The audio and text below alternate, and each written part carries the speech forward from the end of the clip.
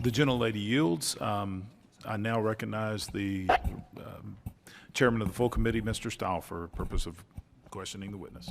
Thank you very much. I'm going to come back to where I was just to make sure I fully understand where we're at in your comments. Are you aware of the language included in the fiscal year 2022 Appropriations Committee report that instructs the IG to make reports publicly available whenever practical and begin publishing reports on your website?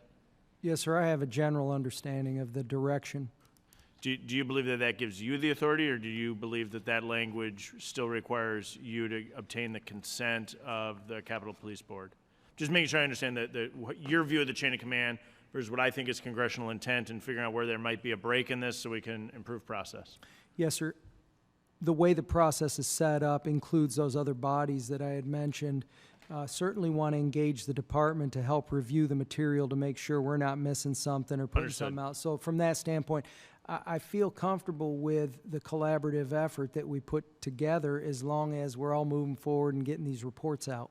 But you feel, I mean, historically that hasn't been the case, right? If only 2 have been made public out Correct. of a very large volume of total reports Sure. that have been done. Is that a fair That's assessment of the situation? yes, sir. But you think that that's changing, but we just haven't seen it make it all the way through the pipeline. Is that kind of how is that a fair characterization of how you're presenting this? Yes, sir. I think the approach was after the 22 guidance or directive from Congress, the process was finalized. It had started before I got here, but Understood. we finalized it when I got here.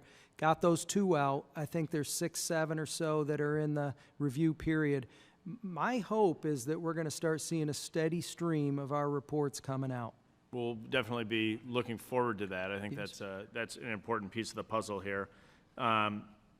But the Capitol Police Board, although you described the pipeline a bit, the Capitol Police Board doesn't have the ability to then prevent you from complying with those specific instructions from Congress. Is that true, or do you disagree with that?